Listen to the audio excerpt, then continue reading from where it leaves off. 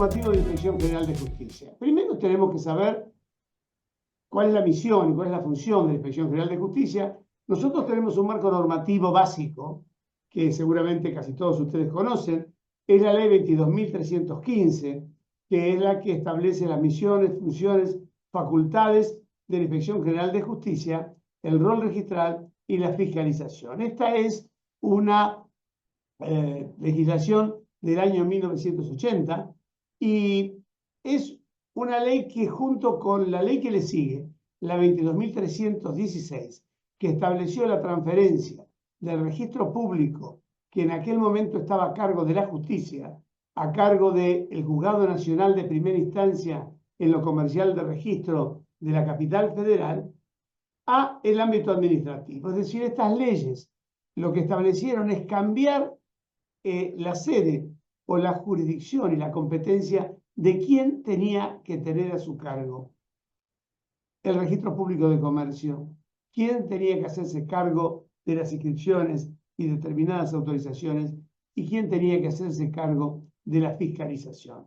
Y la decisión de mudar desde el ámbito del Poder Judicial al ámbito del Poder Ejecutivo este organismo es de la mayor trascendencia. No es solamente una cuestión presupuestaria, de dónde lo vamos a alojar para el tema de la afectación de los fondos, sino que ciertamente lo que nosotros vamos a hacer con ese cambio que se ha dado es el de cambiar la naturaleza del control y las funciones.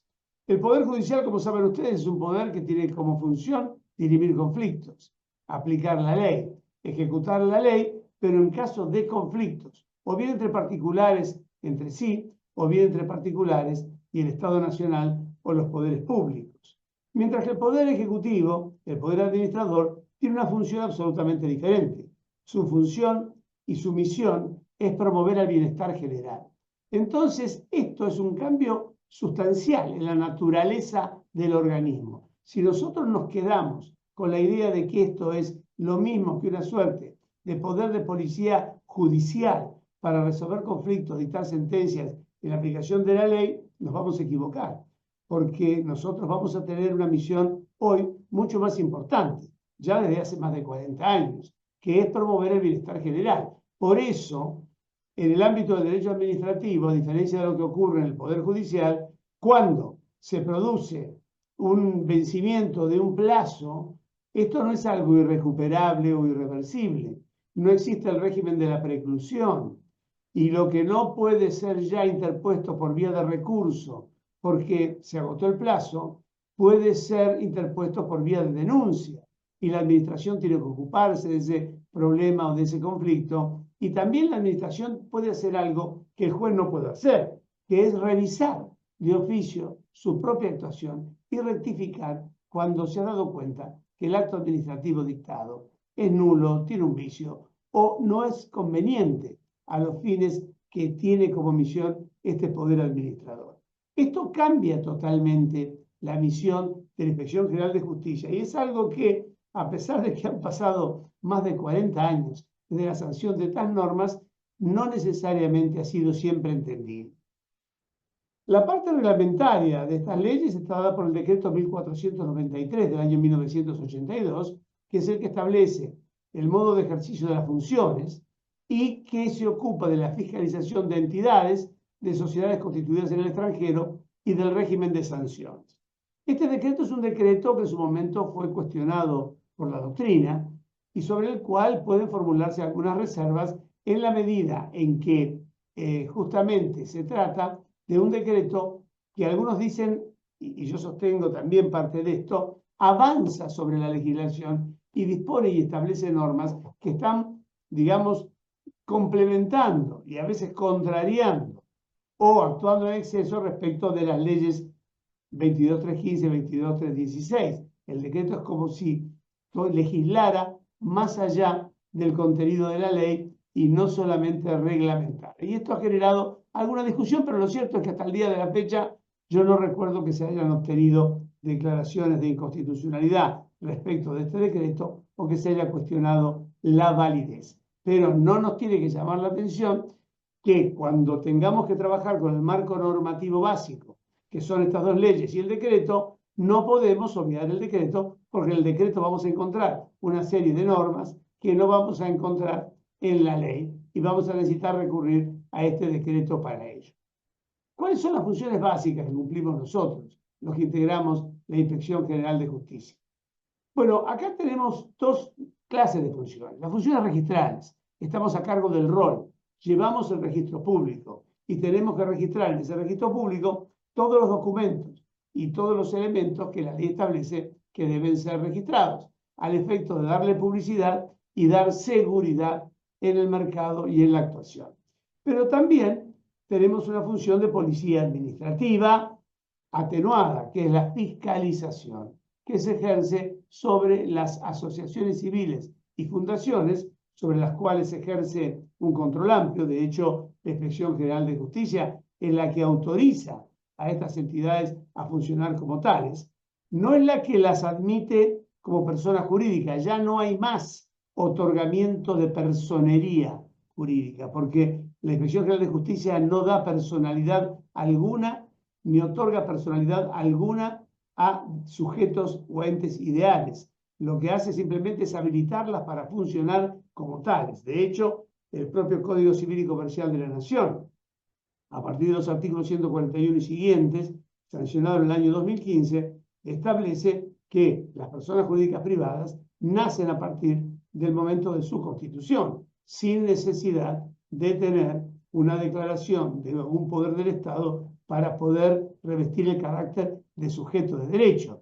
Y esto es tan así que cuando la Inspección General de Justicia no habilita ni autoriza la actuación, por ejemplo, de asociaciones civiles y fundaciones, en este caso, para que actúen como tal, la sanción o la consecuencia es la disolución o la liquidación. No es que no nace la persona jurídica ya está. Y sobre esto hay un control amplio, porque también hay un control sobre el funcionamiento.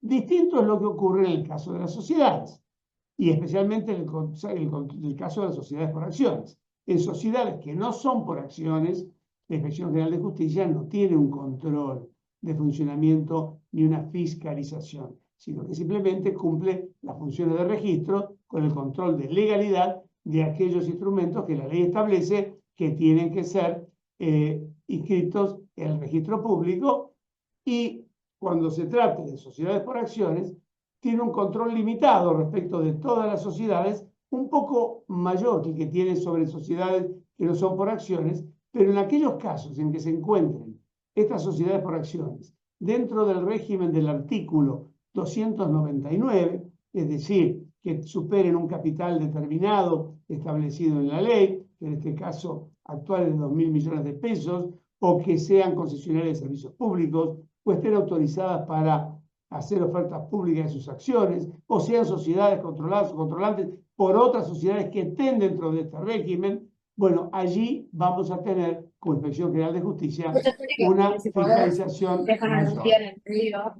Lo que le voy a pedir a los que por favor cierren los micrófonos, aquellas personas, Marcela Díaz Cosi, si es tan amable de cerrar el micrófono. Gracias. Si no, la vamos a silenciar desde acá. Muy bien, ya está.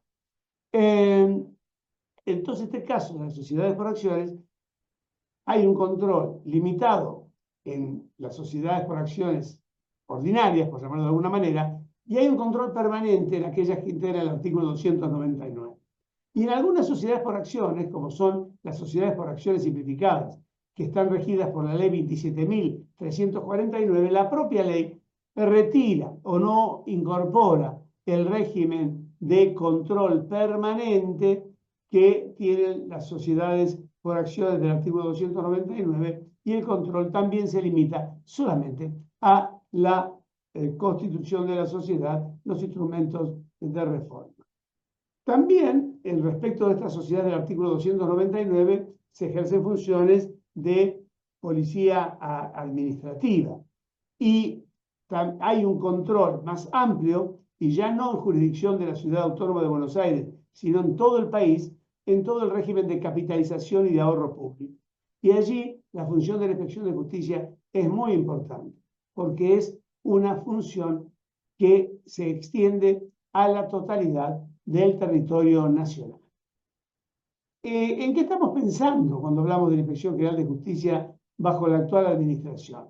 Estamos pensando en una Inspección de Justicia bajo una nueva concepción, que no es una nueva reglamentación legal del instituto, porque este ya está consolidado a través de las leyes 22.315, 22.316 y el decreto 1493 del año 82, sino en cuál es la sustancia incorporada a la nueva función que en aquel momento se le dio y que, como muchos institutos a lo largo de nuestra historia, políticos y económicos, han sido distorsionados por una práctica que no es la adecuada.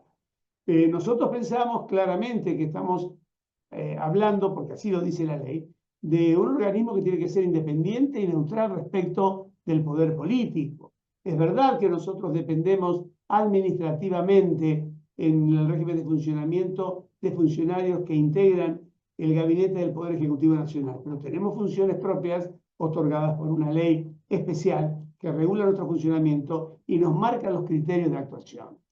También tenemos que tener una actuación que descarte todo tipo de discriminación. Justamente la Inspección General de Justicia no puede discriminar en función de ideología o de pensamientos particulares, ni tampoco la Inspección General de Justicia es un instrumento para llevar adelante lo que piensa particularmente el inspector general o su equipo de asesores. Muy por el contrario, tiene que cumplir con lo que dice la ley y lo que dicen los reglamentos. Por eso, en aquellos casos donde tiene a una posibilidad de mantener un ámbito discrecional, donde pueda dictar decisiones discrecionales, cuando legislativamente se le ha permitido ejercer tal discrecionalidad, lo tiene que hacer con suma prudencia, porque tiene que medir cuál es el requerimiento medio de la sociedad en su conjunto y no la opinión personal o el deseo del inspector general. Otra cosa que es muy importante en estos organismos reguladores o autoridades de control es mantenerse con un estricto respeto del texto y el contenido de la ley. ¿Por qué? Porque existe siempre esa tendencia o ese peligro o esa tentación de que bajo la invocación de que se está interpretando algo, en realidad se lo está reglamentando. Y la Inspección de la Justicia no tiene facultades reglamentarias sobre todo el régimen societario, sobre todo el régimen de personas jurídicas privadas, sobre todo el régimen de las sociedades comerciales, sino que normas reglamentarias tienen en algunos casos particulares, fijados expresamente por la ley en estas personas jurídicas privadas, y sí lo tiene en el área del control federal del ahorro público. Así que es importante esto, que la interpretación no quiera cambiarse en reglamentación, porque esto hace a la seguridad jurídica. También es muy importante que haya una actuación limitada exclusiva al área de competencia. La Inspección General de Justicia tiene una competencia marcada. ¿En qué debe intervenir? ¿Cuándo debe intervenir? ¿Y con qué alcance debe intervenir? Y no debe intervenir en otras áreas de competencia convirtiéndose en legisladora, de hecho, porque para eso están los poderes del Estado. Legisla el Congreso de la Nación y cuando esto no puede hacer y exista una razón de emergencia, la Constitución admite la habilitación de los decretos de necesidad y urgencia con todo el régimen posterior de convalidación que tiene que dar el Poder Legislativo. Pero no pueden los organismos del Estado arrogarse la posibilidad de legislar libremente por encima del área de su competencia y los alcances de su potestad. Otra cuestión que es muy importante en los poderes administradores, y la Inspección General de Justicia pertenece al Poder Ejecutivo Nacional, es que haya una funcionalidad en la comunicación y en la relación con los administrados. El diálogo tiene que ser funcional y tiene que haber un intercambio de información. Nosotros tenemos que saber como reguladores qué necesitan los administrados, qué problemas tienen, cuáles son sus inconvenientes, y ellos tienen que conocer cuál es nuestro pensamiento, cuáles son nuestros criterios y cuáles son también nuestras limitaciones y nuestras posibilidades. Y entonces hay que ir acompañando a sí mismo el progreso de la tecnología, algo en lo cual la Inspección General de Justicia tiene una deuda de casi 45 años con su comunidad, porque no tiene los elementos tecnológicos adecuados para la nueva época que estamos viviendo de la cuarta revolución industrial. Así que la parte de nuestra misión es habernos puesto al hombro la posibilidad de reformular todos estos procesos, tanto administrativos como de procedimiento y de registro, y tratar de proveer instrumentos idóneos para el acceso a medios digitales y tecnológicos en el cumplimiento de nuestra misión, y ya hemos enviado al Ministerio de Justicia el requerimiento con un proyecto de pliego de licitación para que se nos provea una reforma total del sistema de comunicación y de tramitación. Otra cuestión que es importante es simplificar los trámites. Todos sabemos lo difícil que es hacer trámites con el Estado. Con la Inspección General de Justicia, en un proceso que ha llevado un trabajo muy fecundo de su cuerpo profesional y administrativo, ha hecho una reducción sustancial de los trámites que teníamos. Hemos simplificado incluso la cantidad de trámites. Teníamos registrados más de 1.736 trámites y han quedado reducidos nada más que un par de centenar de trámites, con lo cual se han eliminado una serie de trámites inútiles, duplicados o que tenían algún defecto de funcionamiento.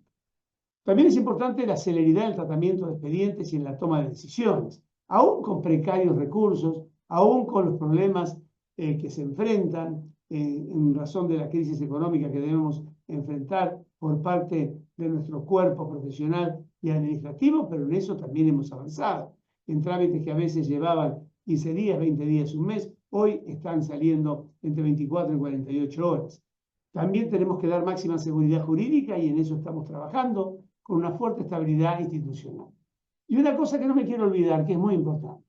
Estamos intentando generar en todo el personal que pertenece a la institución la conciencia de la dignidad de ser agente y funcionario del Estado. Esta idea, y que a veces se encuentra en la comunidad, del desprecio, del menosprecio del empleado público o del agente público. Ser agente público, ser empleado público, ser funcionario público es una función importantísima.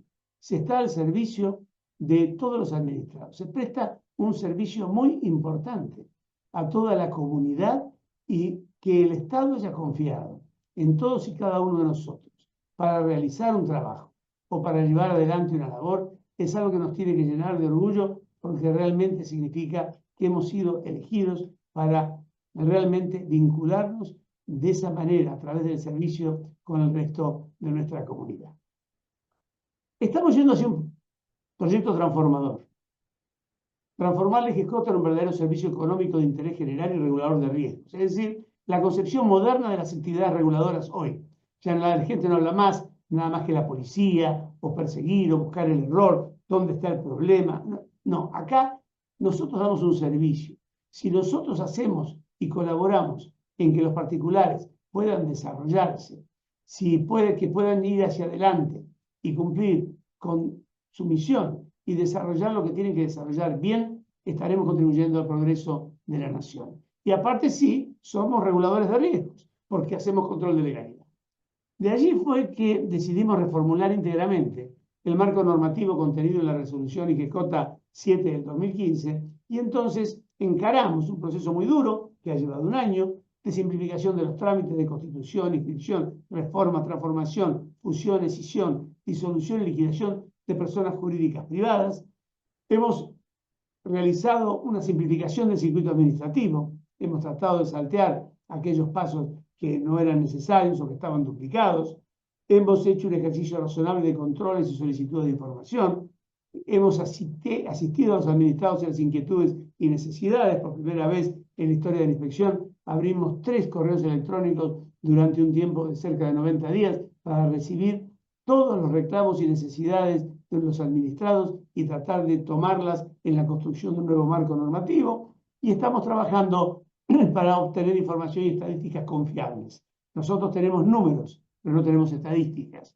Yo les podría repetir cantidad enorme de números y no les dirán nada. 1.200.000 sociedades inscritas. ¿Qué les dice? Nada.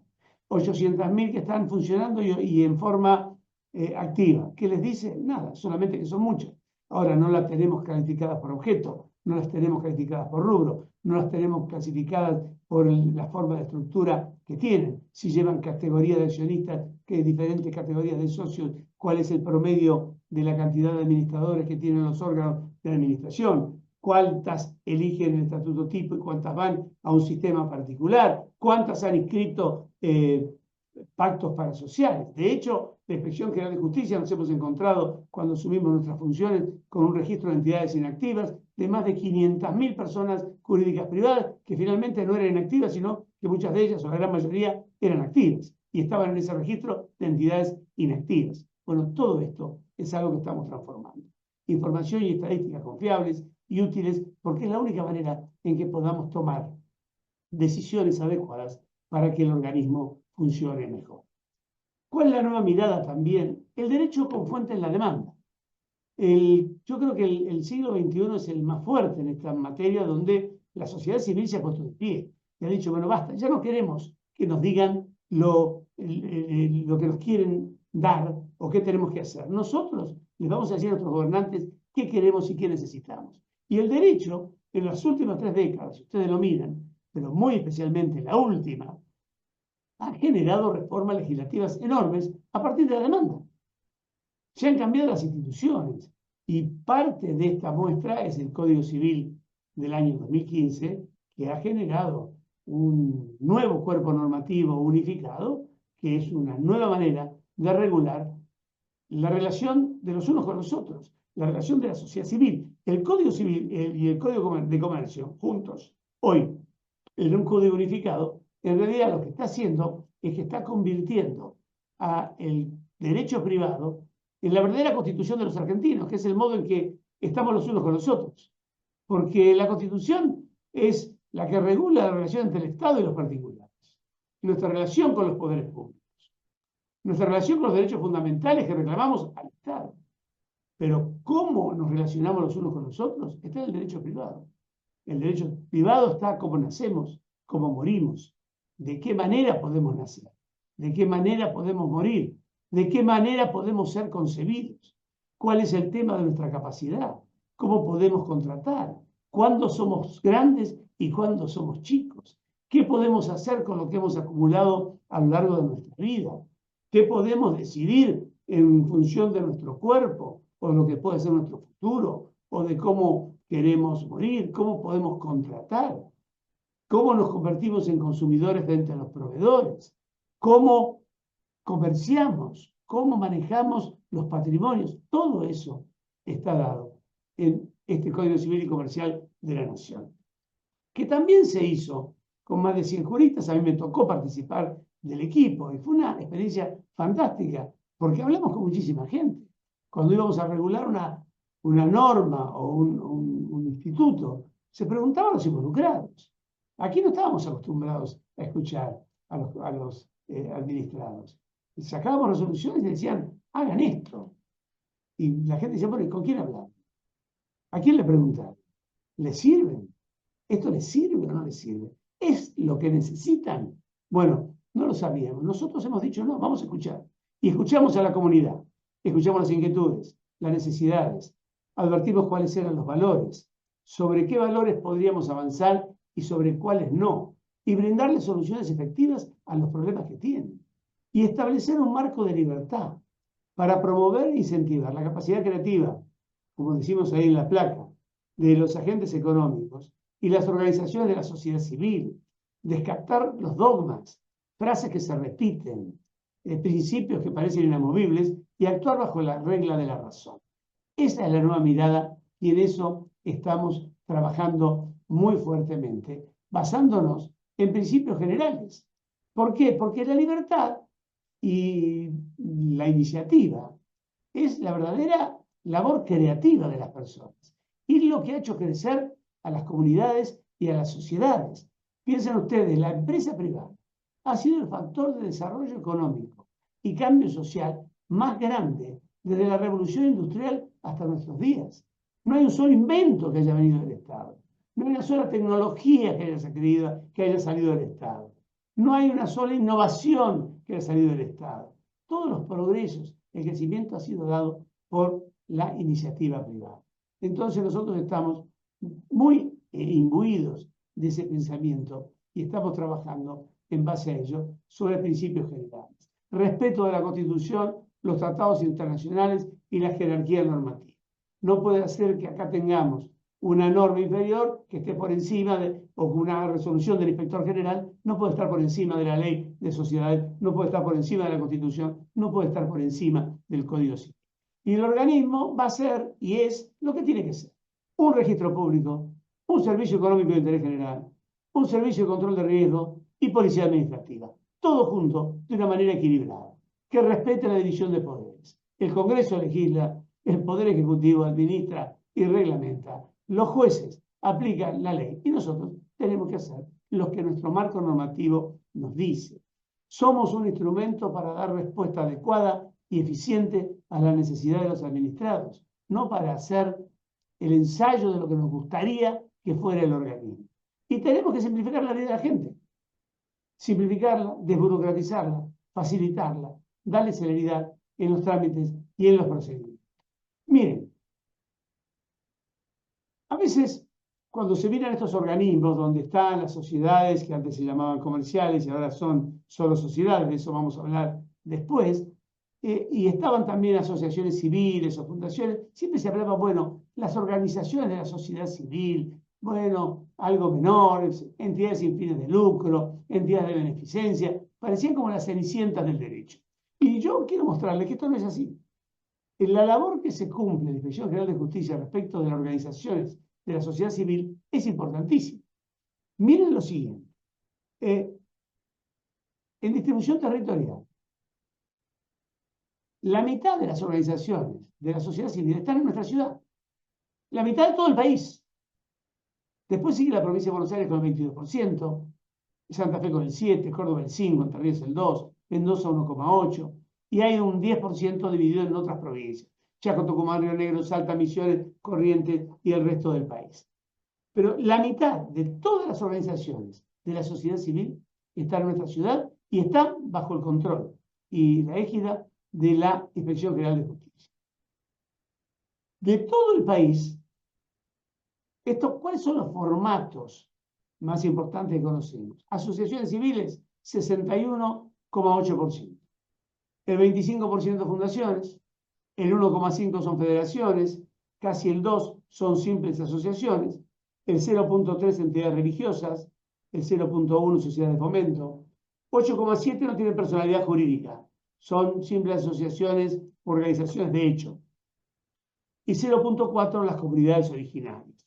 Fijémonos también después, cuando nosotros vemos en las noticias o en los debates, cuando se dice, no, porque nosotros que somos, acá hay que respetar a todos. Aún una persona individual que no tiene organización, hay que respetarla. Pero cuando vamos a ver la significatividad, la representación, el grado de incidencia sobre las políticas que deben fijarse, tenemos que ver el grado de significatividad.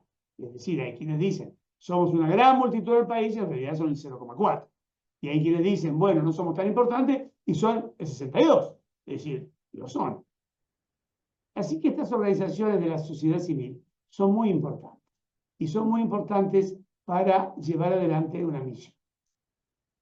Así que tenemos porcentajes territoriales, distribución territorial, importancia y significatividad.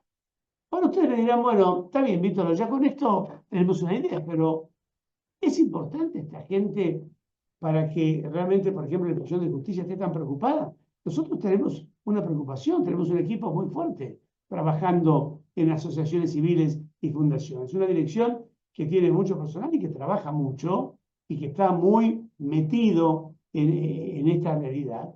Bueno, estas asociaciones y organizaciones de la sociedad civil son importantísimas porque, por ejemplo, tienen un impacto en la economía de la sociedad muy alto. Son sociedades que contribuyen con el 3,64% del Producto Bruto Interno. Todas estas entidades que se llaman, bueno, sin fines de lucro, que ya no son más sin fines de lucro, porque el Código Civil cambió esto en el año 2015 y permite que las asociaciones civiles persigan fines de lucro sin que el lucro sea el fin principal, pero admite el fin de lucro y también admite la participación de fundaciones y asociaciones civiles en sociedades comerciales como de una manera un poco más amplia en que estaba previsto antes. Bueno, son entidades que contribuyen con casi 3,7% del Producto Bruto. Ustedes me dirán, ¿es mucho o es poco? Es equivalente a la minería. cuando dicen, bueno, la minería y toda la importancia de la minería, bueno, estas organizaciones tienen una contribución similar a la minería. Dan el 13% del empleo asalariado y el 4,4% del empleo formal. Es decir, el 13% de las personas que reciben una remuneración por un trabajo lo están recibiendo de organizaciones de la sociedad civil. El sector creció enormemente en el último tiempo. En los últimos 24 años se triplicó. Y el porcentaje de las organizaciones de la sociedad civil dentro del mundo de la economía y del mundo social en nuestro país es superior a los porcentajes de Chile, Brasil, México y España. Por supuesto, es inferior a los Estados Unidos, Bélgica y Australia, pero somos líderes en Latinoamérica y podemos competir con muchos países de Europa en este punto. ¿Qué pasó con estas organizaciones? Bueno, no tenían o no han tenido hasta el momento, no habían tenido hasta el momento respuesta a sus requerimientos. Había personas jurídicas y humanas que estaban ignoradas durante años. Las iglesias, las confesiones, las comunidades religiosas, los consorcios de propiedad horizontal, las personas humanas a las cuales el Código Civil y Comercial de la Nación les permitía perfectamente poder tener libros rubricados. Si lo necesitaban para algo, no se los rubricaban. Los consorcios no podían rubricar libros de la Inspección General de Justicia. 120.000 consorcios de propiedad horizontal. Imagínense la cantidad de personas. Más de 15.000 iglesias, confesiones y comunidades religiosas que no podían acceder a una contabilidad regular porque no le querían rubricar los libros, a pesar de que había un mandato por parte del Código Civil. Bueno, allí trabajamos fuertemente con la Inspección General de Justicia, generando normas y respuestas para todos ellos.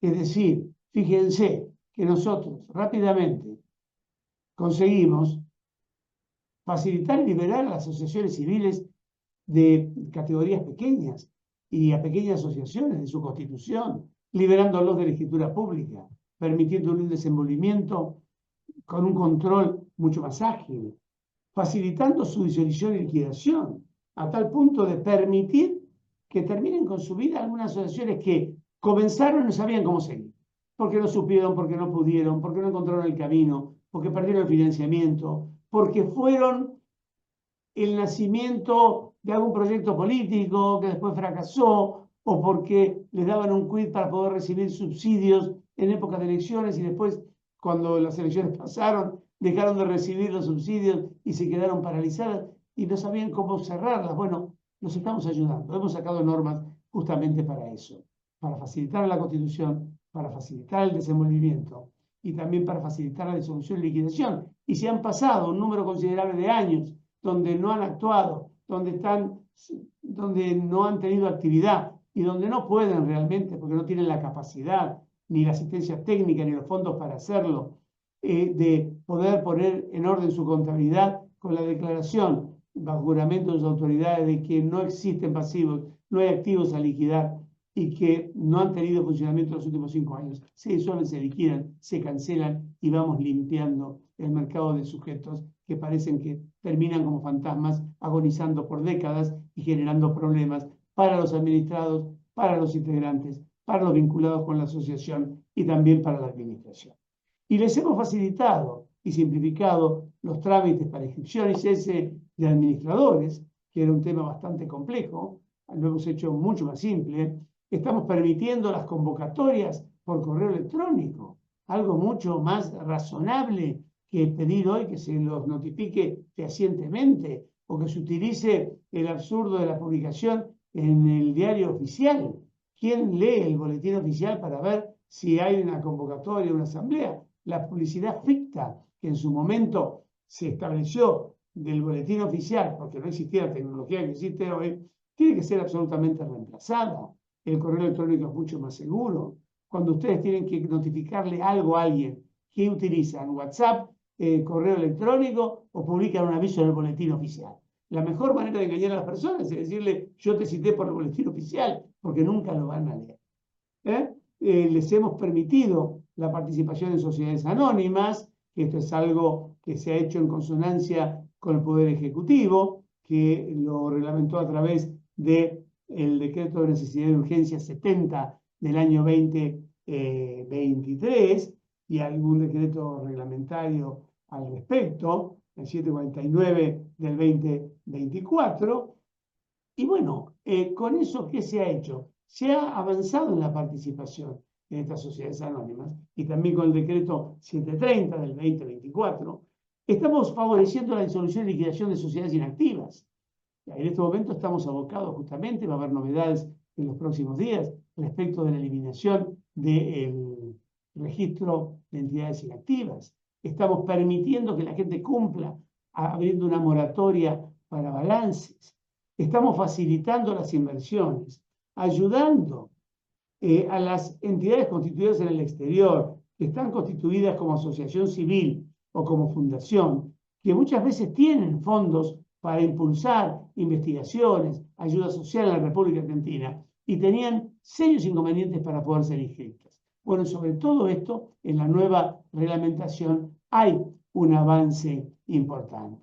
Y ni hablar respecto de lo que ocurría con las iglesias, con las confesiones y con los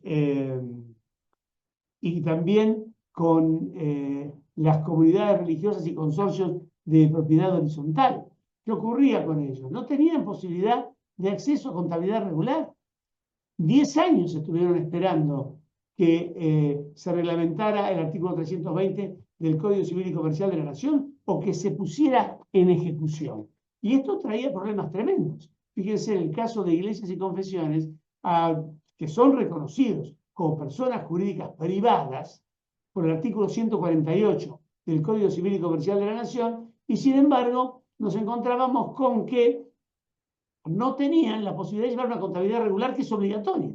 Y esto, aparte de colocarlos en infracción respecto del Código Civil y Comercial de la Nación, la otra cosa que hacía era colocarlos en una situación de desventaja respecto de todo, de la justicia laboral, como tener un conflicto con un trabajador porque no llevaban libros rubricados en legal forma, porque nadie se los rubricaba.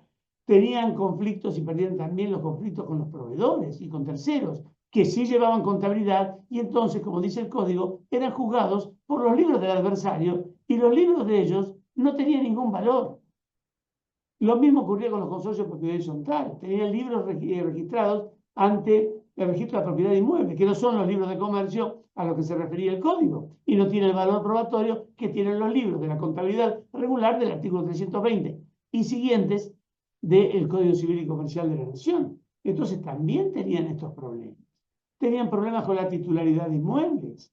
Fíjense que al no tener la posibilidad de estos libros rubricados o de una contabilidad regular, muchas de estas comunidades religiosas, confesiones e iglesias, sobre todo las evangélicas, las iglesias judías, las iglesias musulmanas, no podían ser titulares de bienes inmuebles, o de cuentas corrientes bancarias, o de caja de ahorro, que con un nombre de fantasía terminaban a nombre del pastor, del imán o del rabino. ¿Y qué ocurría? Bueno, cuando los señores estos tenían algún problema, se morían, por ejemplo, venían los hijos y decían, mire, mi papá era un gran adorador de Dios, era una persona muy creyente, pero nosotros no creemos nada. Así que estos bienes que estaban a nombre de mi papá se van a la sucesión y los repartimos entre nosotros. Entonces decían, bueno, pero es un templo, para ustedes es un templo. Dice, para nosotros que no creemos, es un edificio y es un inmueble y lo vendemos. Y se vaciaban estas iglesias. O cuando había alguna cuestión de conflictos de amor, ¿no? Entre pastores y pastoras, entre rabinos y mujeres. Bueno, estas cuestiones eran conocidas por todas las iglesias. Pusimos fin a eso. Permitimos y registramos y abrimos un sistema de registración.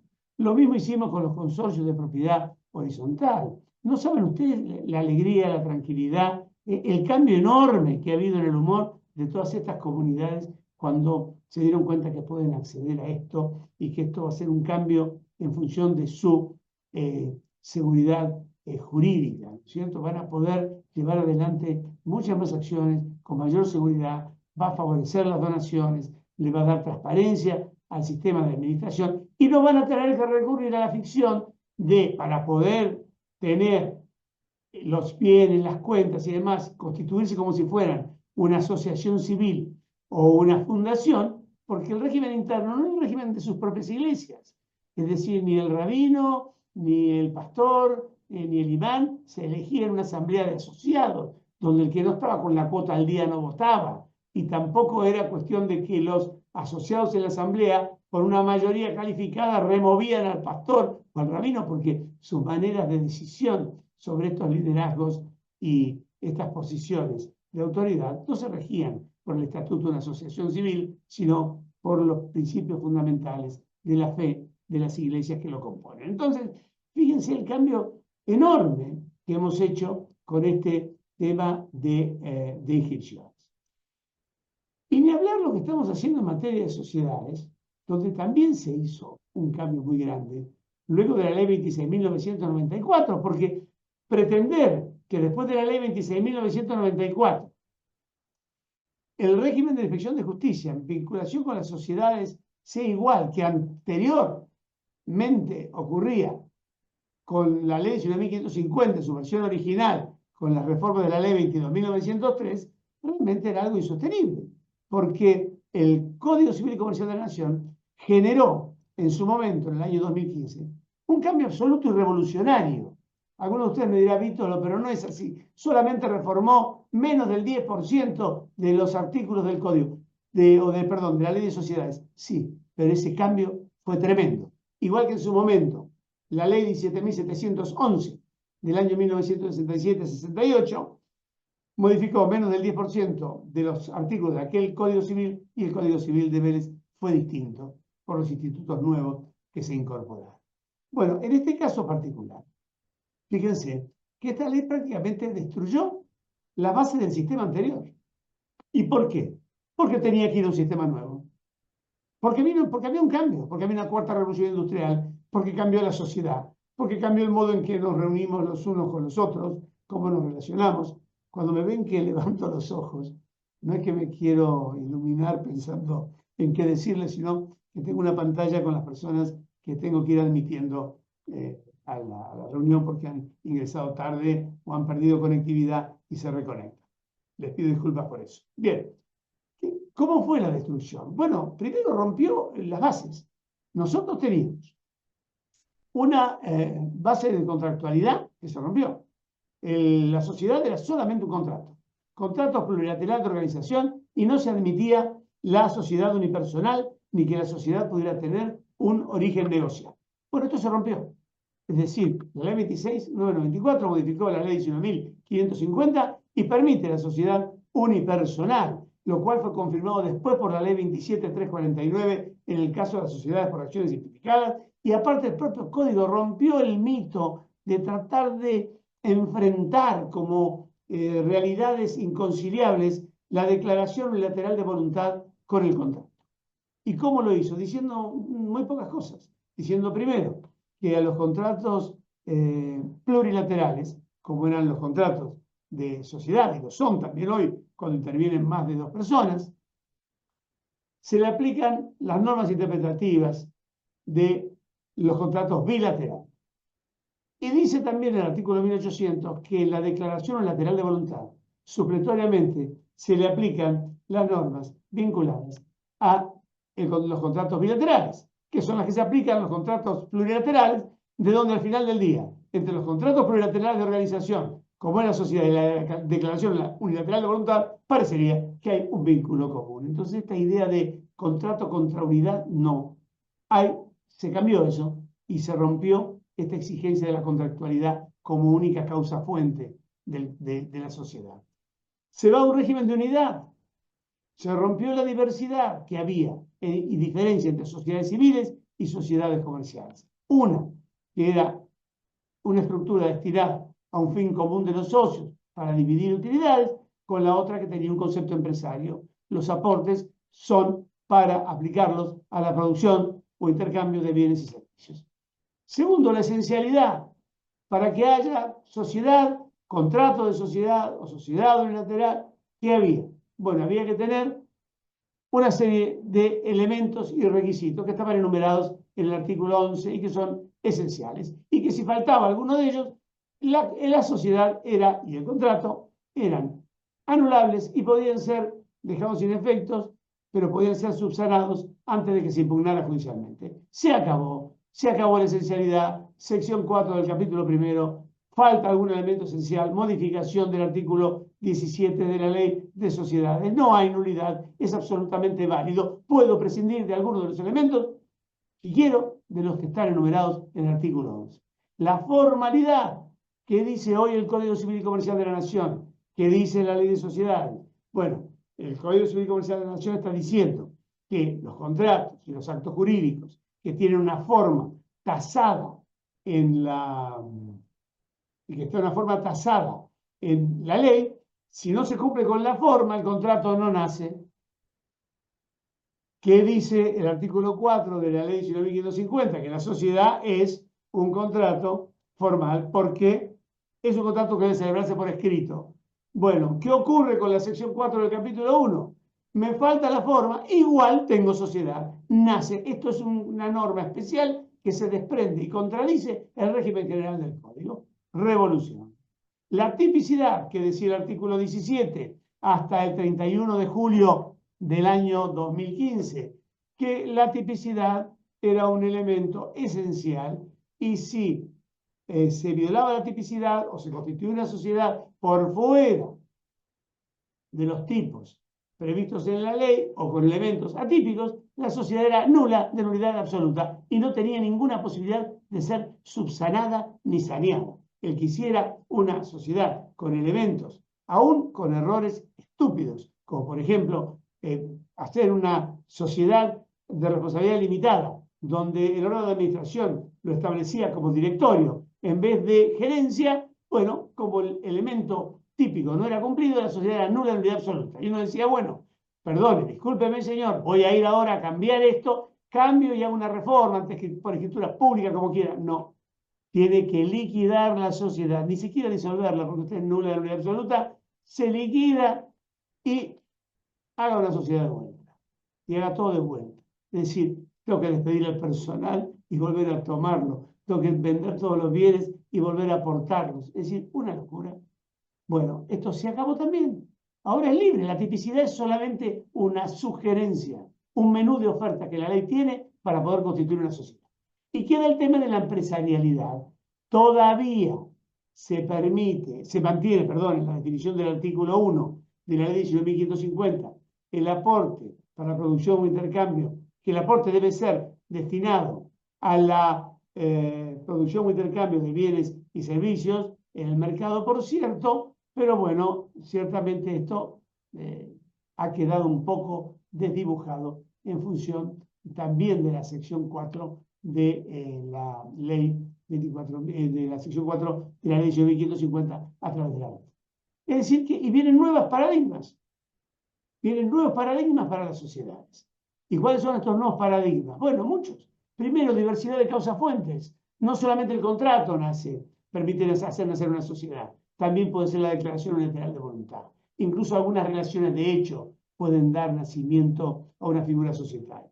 Diversidad de causa-fin. Bueno, ¿cuál es la causa fin de la sociedad? Y algunos dicen, bueno, la causa fin es distribuir las ganancias entre las partes, participar en las pérdidas. No, señores, esta no es la causa fin. Esto es una cuestión operativa característica de la sociedad.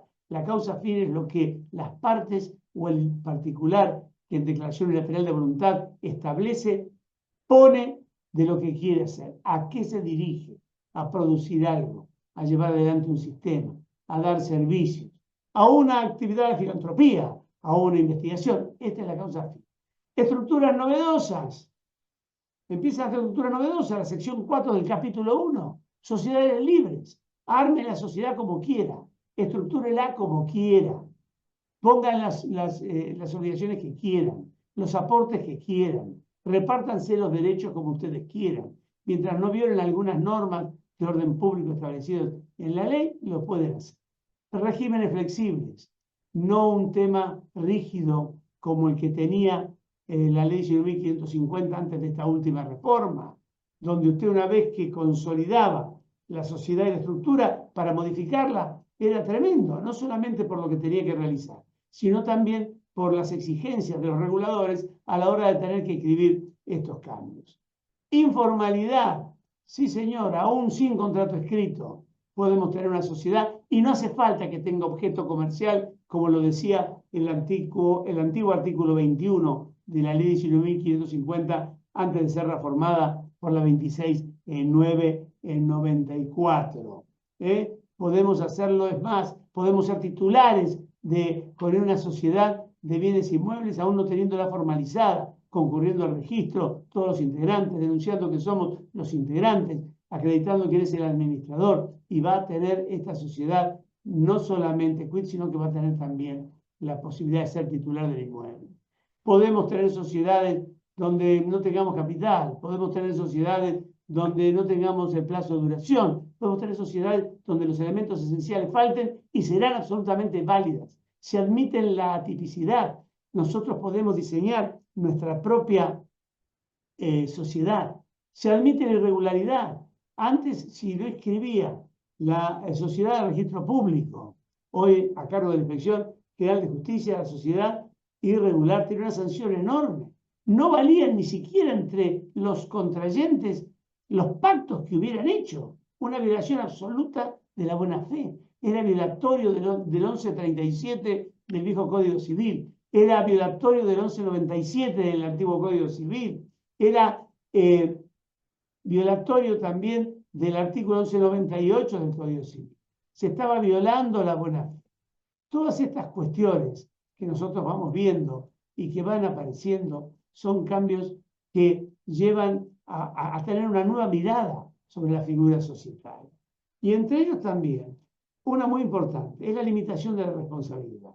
Se está dando en materia de responsabilidad algo que es muy importante. Nosotros venimos de una tradición en la cual se dice que en materia societaria o materia comercial, la norma es la responsabilidad ilimitada y la excepción es la responsabilidad limitada. Señores, se acabó. Cambió eso. En este nuevo tiempo, la norma general es la limitación de la responsabilidad. A tal punto que la sección 4 del capítulo 1 de la ley 19.550 establece que si las partes nada han pactado, responden los socios en estas sociedades libres, simples, residuales, como las quieran llamar, responden en forma mancomunada, es decir, dividen entre los socios la responsabilidad, que es un modo, el primero, de limitación de la responsabilidad. Y aparte aparece una cosa nueva, que es el derecho a fracasar sin sanción. Esto es importantísimo. Nosotros estábamos formados en el tema de que el fracaso era el fin. Era el fin. Yo trabajé la mayoría de mi tiempo, por lo menos hasta el año 1982, en los comienzos. La mayoría de mi tiempo eran con sociedades irregulares y de hecho que no podían regularizarse.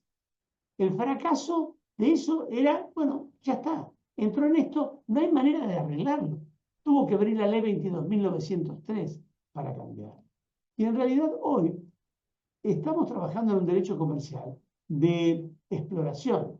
Es un derecho, el comercio, las empresas, son empresas de exploración. Los negocios comienzan y uno no sabe en dónde va. Y si nosotros pusiéramos castigos muy grandes a las personas que fracasan, nadie volvería a intentarlo. Yo siempre cuento que el profesor catalán Xavier Marcet, no me olvido nunca, suele repetir en sus conferencias y preguntarle a la gente, dice, usted cuando tiene un tornillo que no avanza o que está oxidado, una puerta que hace ruido, ¿qué hace?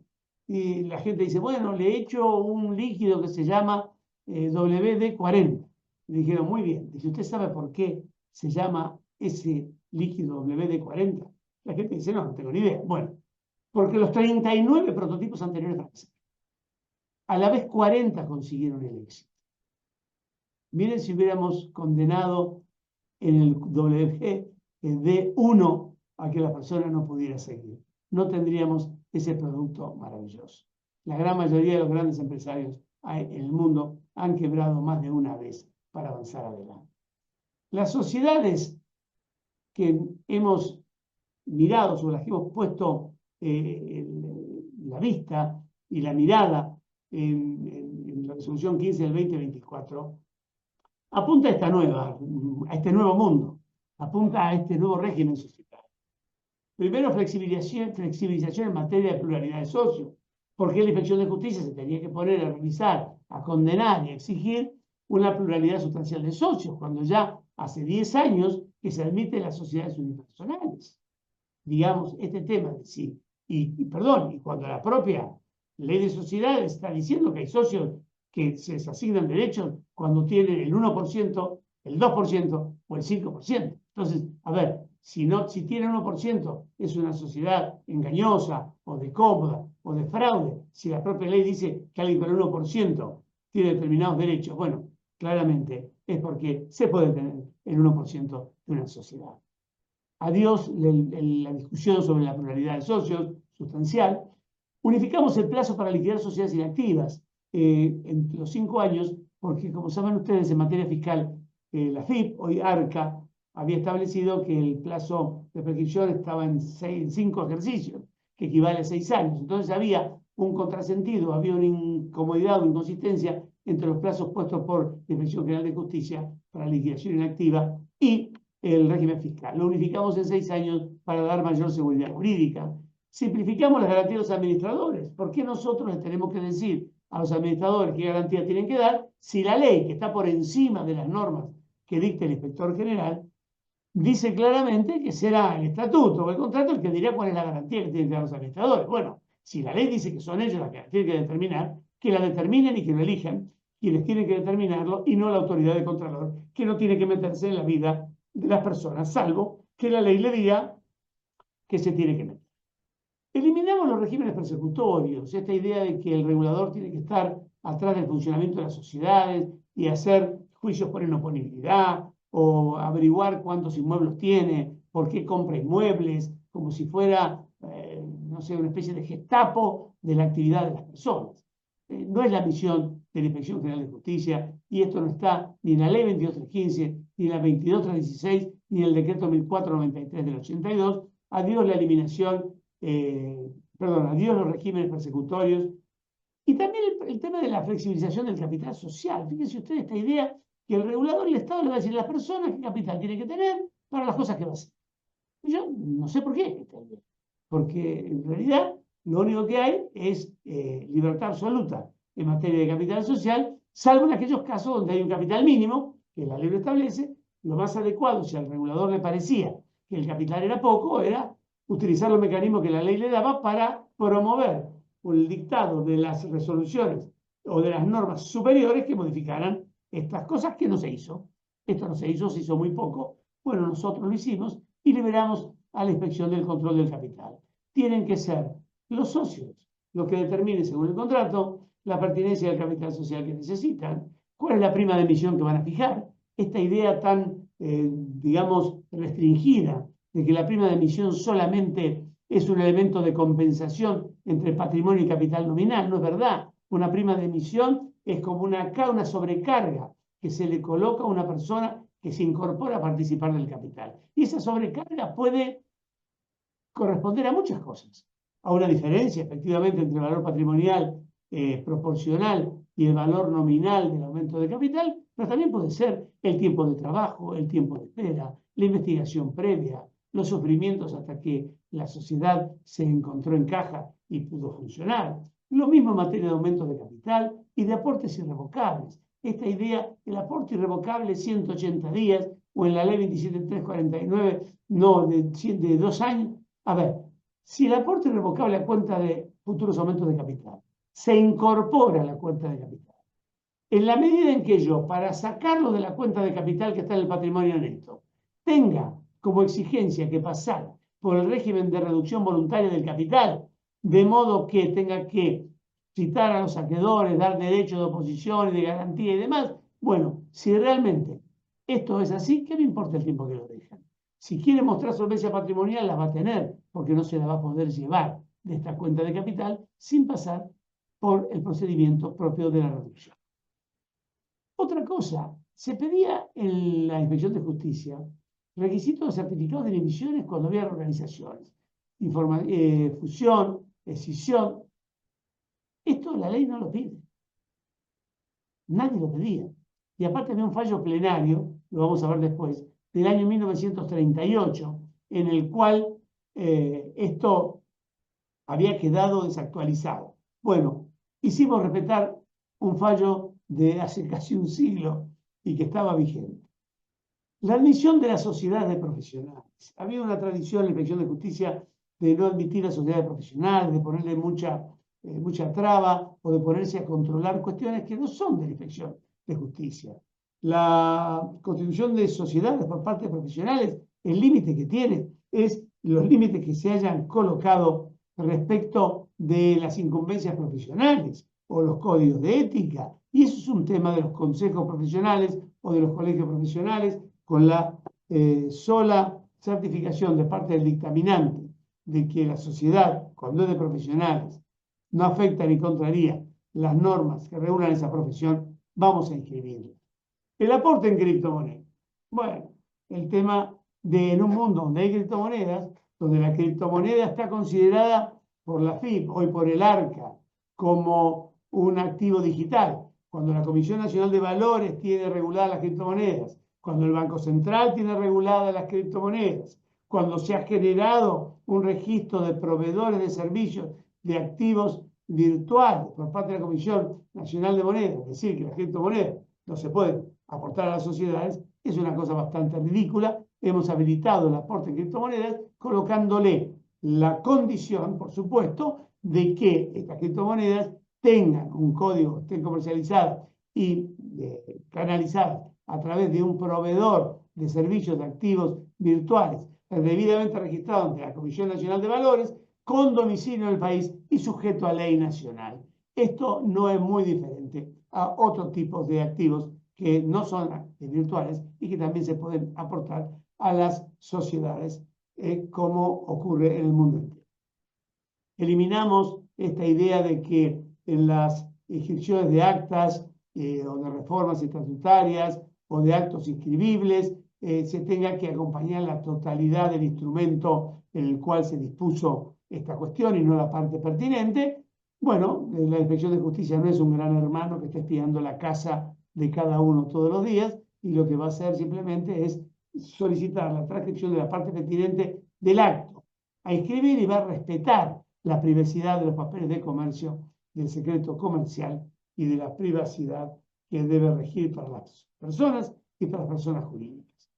Otra cosa, las sociedades de la sección 4 del capítulo 1 de la ley de sociedades, llamadas sociedades libres, simples, residuales, como lo quieran decir, son personas jurídicas privadas, porque están en el inciso primero del artículo 148.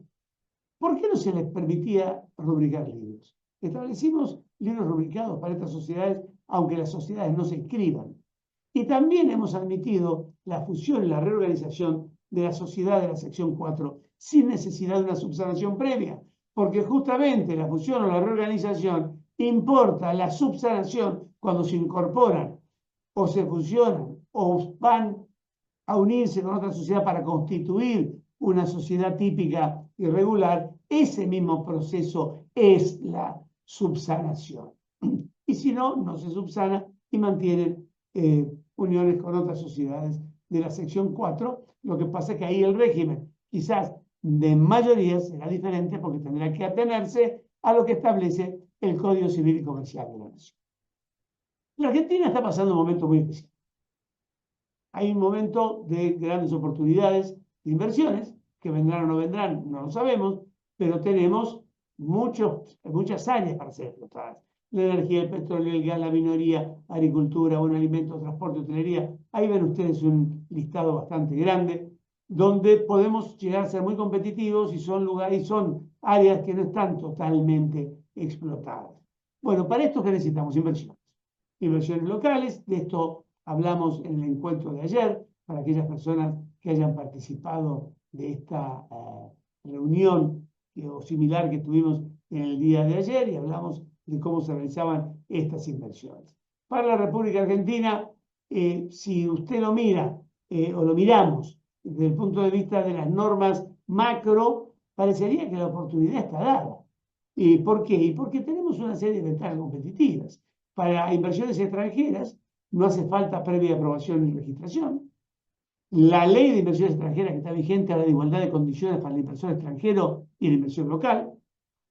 No hay en principio, o no habría control de cambios y libre repatriación de capitales, dividendos y royalties a partir de las reformas que se están dando en materia cambiaria. Esta libertad está dada por la ley.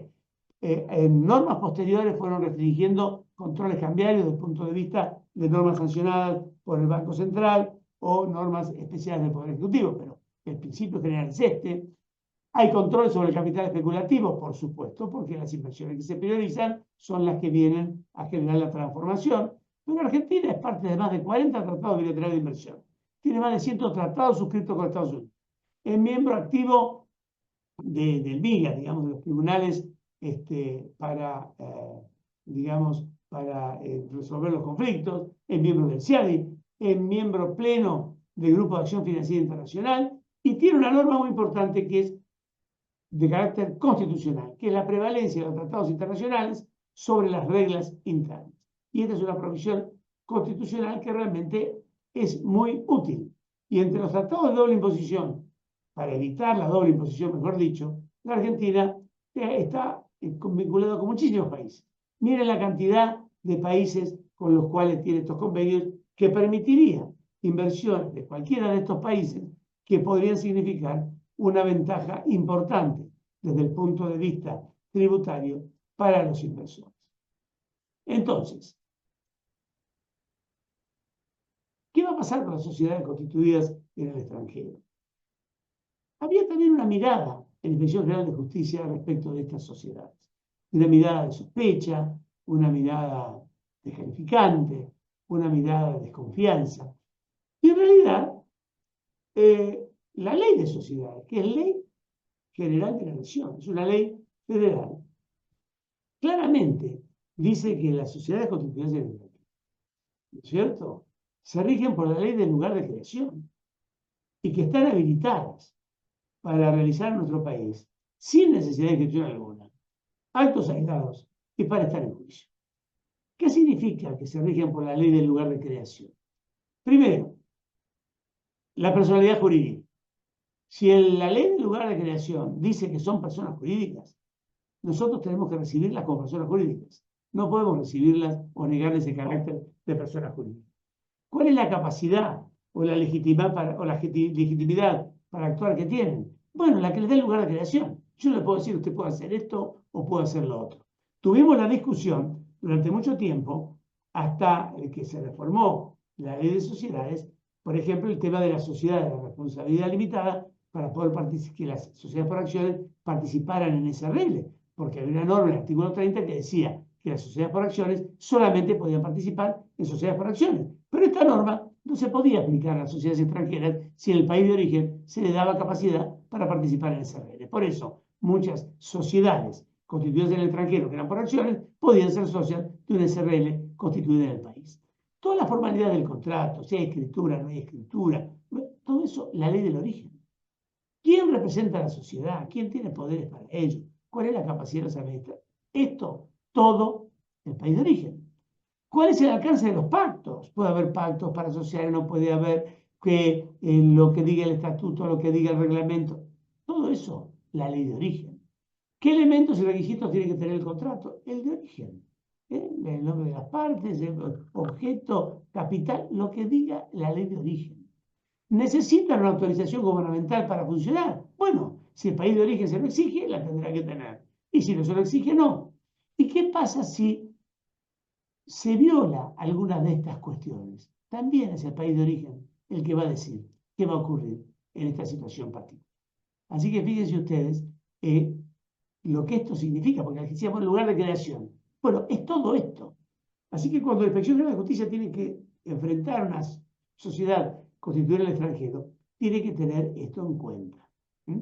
También dice que tiene en nuestro país capacidad para estar en juicio. ¿Y qué significa que tiene capacidad para estar en juicio? Bueno, significa varias cosas.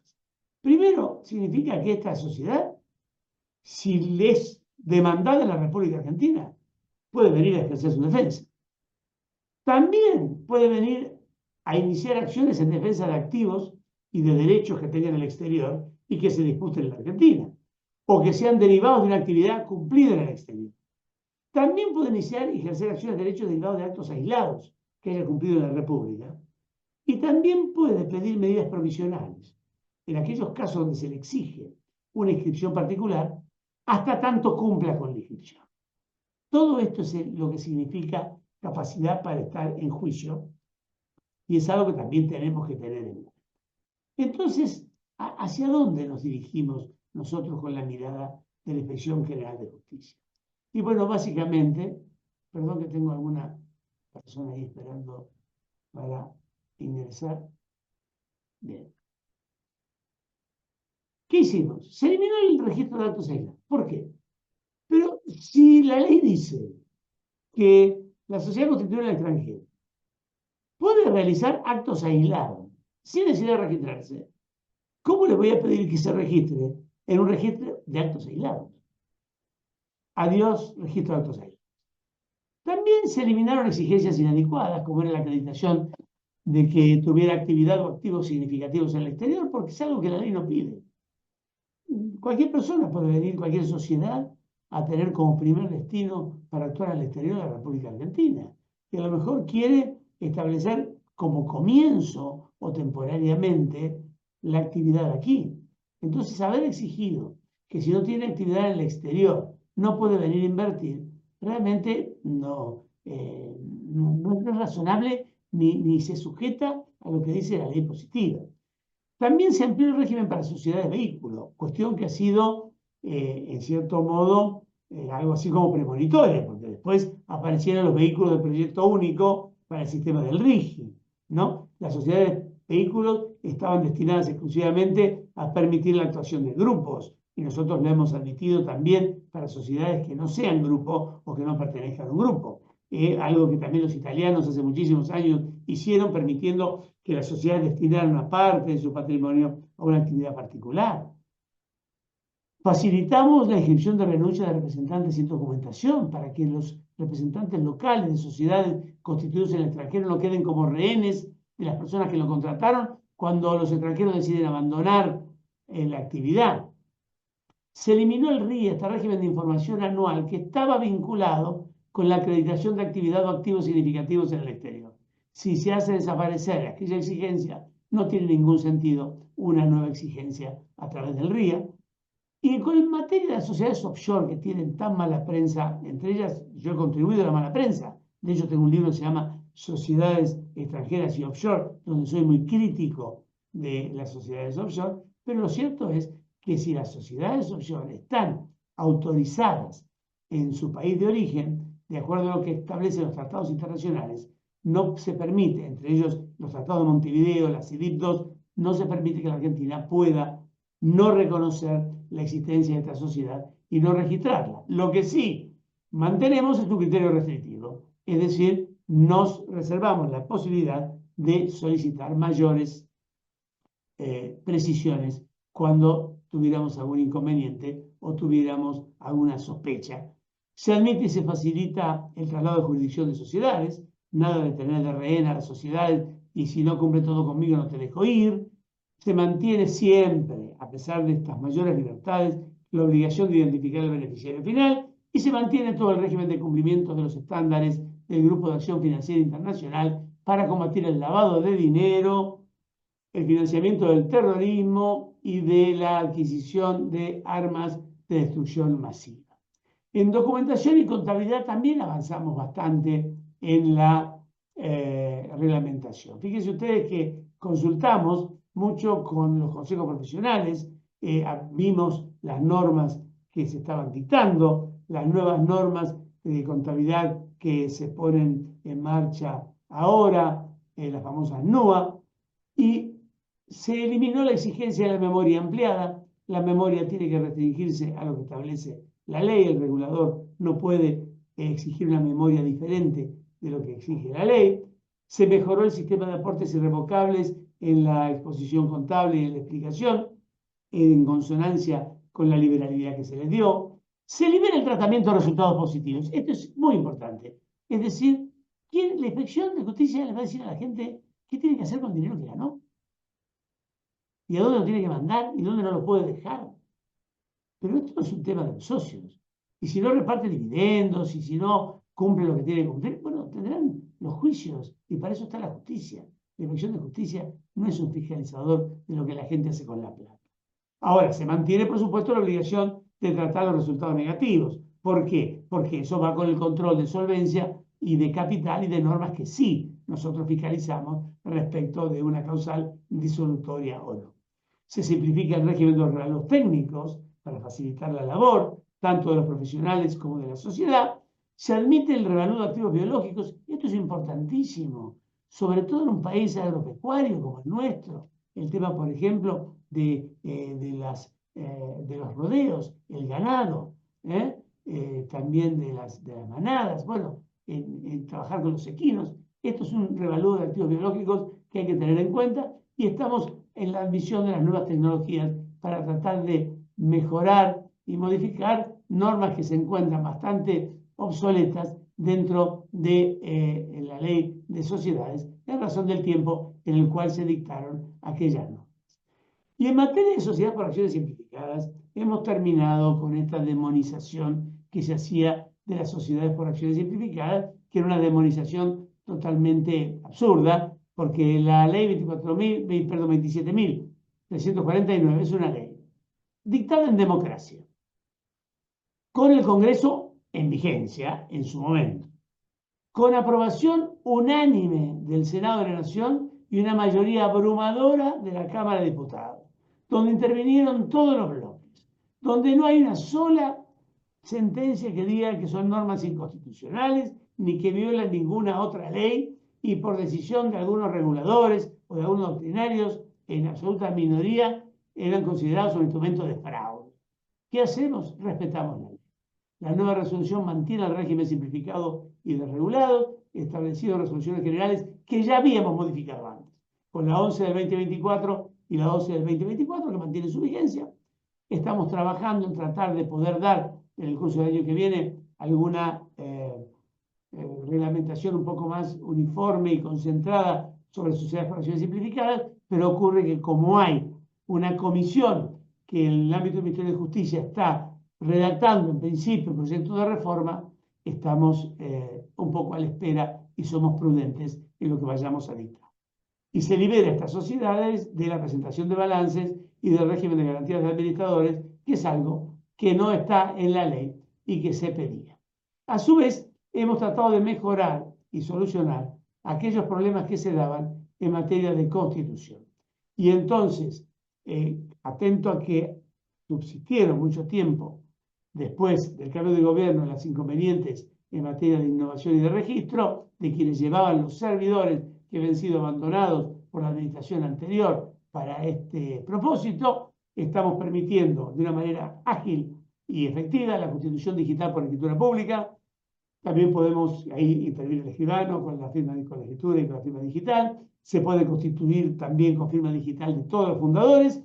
Y si los fundadores de una sociedad por acción simplificada no quieren ir a un escribano o no quieren constituirla con firma digital porque no la tienen, perfecto, piden un turno, viene la Inspección de Justicia, homologamos el instrumento de la firma, ya sea con estatuto tipo o con estatuto propio, y nosotros le subimos y le digitalizamos la documentación para llevarla al ámbito digital. Y también la cosa que hicimos es, en materia de transferencia de fondos de comercio, que es algo que tiene una importancia no solo por lo que atañe a la transferencia de fondos de comercio en sí mismo, sino también tiene una importancia muy grande porque se utiliza muchas veces en casos de venta de activos importantes en sociedades, fábricas o parte de los activos, y se quiere recurrir a esto para permitir la oponibilidad de la transferencia. Estamos eliminando, y ya eliminamos, la exigencia de presentar el certificado de divisiones por parte del transmitente, porque no es nada más ni nada menos que cumplir un fallo plenario de la Cámara de Operaciones y lo Comercial del año 1938, que había sido ignorado. ¿Es un avance importante? Sí. ¿Es una modernización? Sí. Esto es bajar los controles. Esto es bajar los brazos. Esto es hacer ojos cerrados al fraude. De ninguna manera. Nosotros mantenemos el Manual de Políticas y Procedimientos para la Prevención del Lavado de Activos, que lo estamos actualizando mediante resoluciones específicas que vamos a ir dictando para ajustarlo a lo dispuesto por la reciente ley 27739 y todas las resoluciones que vaya dictando la Unidad de Información Financiera, que está trabajando fuertemente en este punto, por eso no nos hemos adelantado todavía a hacer esos cambios. Pero también estábamos esperando las recomendaciones que surgen de los resultados de la evaluación de pares y de la información que se hizo en abril del 24 y posteriormente en el mes de octubre en París por parte del Grupo de Acción Financiera Internacional, para estar en sintonía con lo que tenemos que cumplir. Como verán, marco normativo, a dónde vamos, qué queremos, por qué hacemos lo que hacemos. Que esto es una cosa. Señores, gracias por todo. Nos vemos mañana.